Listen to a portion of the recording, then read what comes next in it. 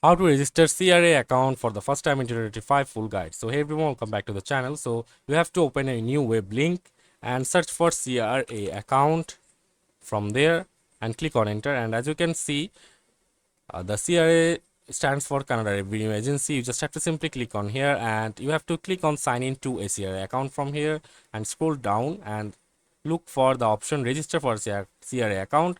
You just have to simply click on it, and as you can see, document verification service, passport option temporarily unavailable.